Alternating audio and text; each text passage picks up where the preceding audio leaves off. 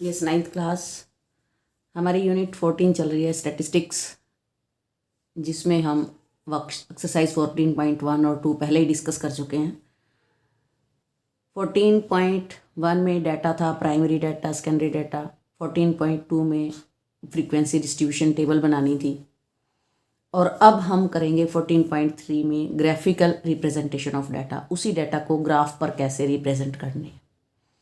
तो बच्चों इसमें तीन तरीकों से हम जो डाटा को रिप्रेजेंट कर सकते हैं ग्राफ पर। फर्स्ट है बार ग्राफ, दूसरा है हिस्टोग्राम, और तीसरा है फ्रीक्वेंसी पॉलीगन। जो फ्रीक्वेंसी पॉलीगन है बच्चों, वो आपके सिलेबस से इस बार डिलीट हो चुका है। तो हम दो तरीकों से कैसे करते हैं बार ग्राफ और हिस्टोग्राम से, वो मैं अभी आपको समझाती हूँ। जो बार ग्राफ है वो आपने 7th में भी पढ़ा है, अगर आपको याद हो तो। चलो इस बार फिर है, आपका और रिवाइज हो जाएगा, अच्छे से आपको आ जाएगा। तो क्या हम जानते हैं बार ग्राफ? तो डेफिनेशन क्या है? Let us recall that a bar graph is a pictorial representation of data in which usually bars of uniform width are drawn with equal spacing between them. कि इनके बीच में जब हम इक्वल विड्थ के bars बनाएंगे तो उसके अंदर बीच बीच में बराबर बराबर स्पेस देना है। ऑन वन एक्सिस से the x axis means x axis पर हमने जो है वो स्पेस देना है। Depicting the variable, the values of the variable are shown in on the other axis. जो वेरिएबल होते हैं, जो फ्रीक्वेंसी होती है, वो हम वाई एक्सिस पर शो करते हैं। And the height of the bars depend on the values of the variable. जो वेरिएबल की वैल्यू होगी, हाइट उतने तक ही बार ग्राफ की जाएगी। तो पहला क्वेश्चन जो है वो बार ग्राफ का क्या है? ये स्टेटमेंट है, ए सर्वे कंडक्ट किया हुआ है जहाँ पर इलनेस और डेथ अमंग वोमेन है एज ग्रुप्स में वर्ल्ड वाइज। तो ये उनकी जो डिसीजेज हैं वो दिए हुए हैं, और ये फीमेल फर्टिलिटी है, ये उनकी ये रेट दिया हुआ है। रिप्रेजेंट दिस इंफॉर्मेशन ग्राफिकली, इस इंफॉर्मेशन को हमने ग्राफिकली बनाना है। तो जो इधर हैं ये क्लासेस हैं इस टाइप की दी हुई हैं, तो हमारा बार ग्राफ ही बनेगा। दूसरा है which condition is the major cause of women's ill health and death worldwide. तो सबसे पहले है कि उसको ग्राफ पर कैसे रिप्रेजेंट करें। तो बच्चों हमने इस तरीके से इसको ग्राफ पर रिप्रेजेंट करना है, ठीक है। तो आप एक ग्राफ लीजिए, एक्स ओ वाई एक प्लेन बना दीजिए, कार्टेशियन प्लेन। और हमने क्या करना है, एक्स एक्सिस पर एक बॉक्स छोड़ना है जो आपका डार्क होता है, एक बनाना है, एक छोड़ना है, एक बनाना है, एक छोड़ना, इक्वल स्पेसिंग हो गई बीच में। तो जो पहली टेबल में जो ये क्लासेस हैं, रिप्रोडक्टिव हेल्थ कंडीशंस या ये जो भी इंजरीज डिसीजेज जितने भी हैं, उसको हमने एक्स एक्सिस पर लेना है। और जो ये चेंज होते हैं, फैटी जो रेट है वो चेंज हो रही है, तो उसको हमने वाई एक्सिस पर लेना है। वो आपकी मर्ज़ी है, जिस तरीके से जितना जितना गैप छोड़ना है आप उतना उतना गैप छोड़ के बना दीजिए। जैसे मैंने लिया 5, 10, 15, 20, क्योंकि जो मिनिमम है दैट इज़ 4.1 और जो मैक्सिमम है दैट इज़ 31.8, तो मैं 35 तक लेगी इसको। तो सबसे पहले जो है इसको जितनी हाइट तक वो जा रहा है, जितना ये दिया हुआ है 31.8 वहाँ पर ले जाओ। जो दूसरा है 25.4 तक ले जाओ, फिर है 12.4। मीन्स इस तरीके से आपने इसको लेना है और नीचे इसको इस तरीके से लिखना है। यहाँ पर एक्स लिखो, यहाँ वाई कैपिटल, ठीक है। उसके बाद है सेकंड पार्ट। तो मेजर काज जो है मीन्स जो सबसे ज़्यादा परसेंटेज है वो किसकी है? रिप्रोडक्टिव हेल्थ कंडीशंस की। तो यही मेजर काज है डेथ्स का। तो हेल्थ जो है रिप्रोडक्टिव हेल्थ कंडीशंस हैं।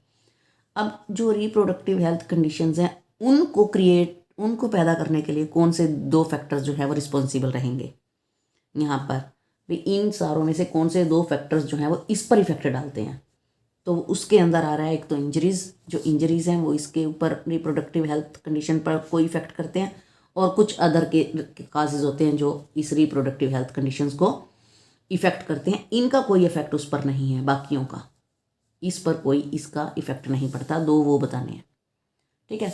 तो बच्चों क्वेश्चन नंबर जो 2 और 3 है वो ऐसे ही बार ग्राफ बनाना है, इक्वल स्पेसिंग छोड़ के।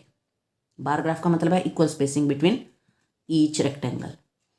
उसके बाद आता है हमारा हिस्टोग्राम। हिस्टोग्राम क्या है? This is a form of representation like the bar graph. होता तो ये भी बार ग्राफ की तरह ही है, but it is used for continuous class intervals. लेकिन ये कॉन्टिन्यूस क्लास इंटरवल्स के लिए यूज़ किया जाता है। इसमें इक्वल स्पेसिंग नहीं होती, कोई स्पेस इसमें बीच बीच में हमने छोड़ना नहीं होता और कॉन्टिन्यूस के लिए होता है। तो हम इसका एक क्वेश्चन देख लेते हैं। The length of 40 leaves of a plant are measured correct to 1 millimetre and the obtained data is represented in the following table. ये टेबल दी हुई है आपको। हमने क्या करना है, हिस्टोग्राम बनाना है। बार ग्राफ हमने पहले सीख लिया, अब हिस्टोग्राम सीख लेते हैं। गिवन डाटा का बार ग्राफ बनाना है। Is there other suitable graphical representation for the same data. क्या इसी डेटा को हम किसी और फॉर्म में भी रिप्रेजेंट कर सकते हैं। Is it correct to conclude that the maximum number of leaves are 153 millimetre long. तो क्या मैक्सिमम जो लीव्स हैं वो 153 मीटर लॉन्ग है। ये हमने इन सारों में से देख के बताना है। तो हम देखें, अगर ध्यान से टेबल देखें तो यहाँ पर है बच्चों 118 से 126 और जो अगला इंटरवल है वो है 127 से 135। तो ये हम देख रहे हैं कॉन्टीन्यूटी में नहीं है। इसके और इसके बीच में 1 का गैप है। जो सेकंड इंटरवल है उसकी लोअर लिमिट और जो फर्स्ट इंटरवल की अपर लिमिट है, उन दोनों के बीच में 1 का गैप आ रहा है। तो हमने इस चीज़ को ध्यान देना है। 1 का गैप है, 2 का गैप है, 3 का गैप है, वो हमने ध्यान देना है कि गैप कितना है। जो गैप होता है, जो डिफरेंस होता है, दैट इज कॉल्ड एच। वो एच माना जाता है। तो कॉन्टिन्यूस में बनाने के लिए हमें क्या करना होता है, इसका क्या फार्मूला होता है। तो देखो, here we see the given frequency distribution is not continuous. So first of all we shall convert it into a continuous frequency distribution.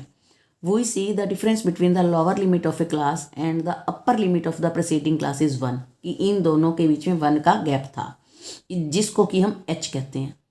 So to convert the given frequency distribution into continuous frequency distribution we will subtract करते हैं। क्या करते हैं subtract? जो भी आपका h आया था अपॉन में 2, h का हाफ कर दो। अगर 1 है तो 1/2 आ जाएगा, 2 है तो 2/2 आ जाएगा, 3 है तो 3/2 आ जाएगा। जो भी गैप है इनमें, जो h है उसका हाफ करना है। हाफ करने के बाद उसको डेसिमल में ले आओ, जो वैल्यू बनेगी। जैसे यहाँ पर 1/2 है तो मेरा बन गया 0.5। मैंने इसको डेसिमल में कन्वर्ट कर लिया। तो 0.5 वो कह रहा था वी विल सब्ट्रैक्ट करते हैं इसको, हाफ ऑफ h को 0.5 from each of the lower limit. Lower limit में से 0.5 जो है वो हमने सब्ट्रैक्ट करना है और 0.5 जो है अपर लिमिट में ऐड करना है। तो हमारी फ्रीक्वेंसी डिस्ट्रीब्यूशन जो टेबल कंटिन्यूस है वो क्या बनेगी।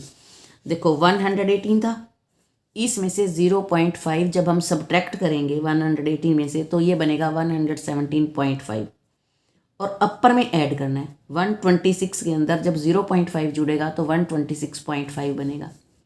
इसी तरह 127 में से 0.5 सब्ट्रैक्ट करना है तो 126.5 बन जाएगा और ये 135.5 बन जाएगा एंड सो ऑन। तो ये हमारी कंप्लीट कॉन्टीन्यूस डिस्ट्रीब्यूशन टेबल बन गई, जो कि हमारा पहला पार्ट था। ये हमने पहला पार्ट कर दिया, ठीक है। और फिर उसको कह रहा था कि हिस्टोग्राम भी बनाना है। अब हिस्टोग्राम ये बन गया, इसका फर्स्ट पार्ट में ही आएगा ये। इसमें लेंथ दिखानी है, जो ये इंटरवल्स हैं वो यहाँ दिखाने हैं।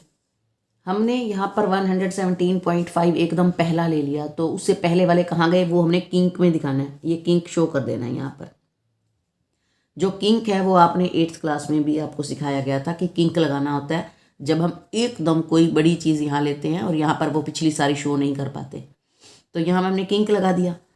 तो 117.5, 126.5, 135.5 ये सारी चीज़ें लेनी होती हैं। 117 से शुरू करके ये 171.5 और लास्ट का 180.5, ये ऐसे लेना होता है ये सारा। तो ये ले लिया। अब इसकी फ्रीक्वेंसी ले लो, जैसे बॉक्स बना लो, 3 है। उसके बाद हमने नहीं छोड़ना गैप, क्योंकि दिस इज़ हिस्टोग्राम। हिस्टोग्राम में कोई गैप नहीं छोड़ना, कॉन्टीन्यूटी में चलता है वही, रेक्टेंगल्स ही बनाने हैं। तो ये हमारा हिस्टोग्राम बन गया। पार्ट नंबर 2 है कि फ्रीक्वेंसी, इस डाटा को हम कौन से मेथड से और शो कर सकते हैं, रिप्रेजेंट कर सकते हैं। तो उसका जो मेथड है that is frequency polygon. Frequency polygon जो है वो अनदर मेथड है जिससे हम इसको रिप्रेजेंट कर सकते हैं। बट बच्चों मैं फिर आपको कह रही हूँ, फ्रीक्वेंसी पॉलीगन हमारे सिलेबस से डिलीट हो चुका है, लेकिन नाम तो आप यहाँ पर लिख ही सकते हो। उसके बाद है कि मैक्सिमम लीव्स जो हैं वो कौन से ग्रुप में आ रही हैं, 153 में आ रही है ना। तो yes, it is correct to say that the class interval 145 to 153 the length of leaves is maximum. यहीं पर मैक्सिमम है।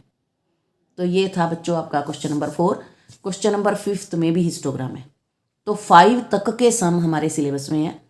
क्वेश्चन नंबर 6, 7, 8, 9 बाकी के जितने भी हैं उसमें फ्रीक्वेंसी पॉलीगन वाले हैं जो कि डिलीट हो चुके हैं। आप अपनी बुक में अच्छे से देख लेना। तो क्वेश्चन नंबर 1 to 5 आपने अपनी कॉपी पर करने हैं, जैसे मैंने किया है, ग्राफ पर बना के कट करके और उसको पेस्ट करना है कॉपी में। इस तरीके से ही आपको अपनी कॉपी कंप्लीट करनी है। So thank you, have a nice day.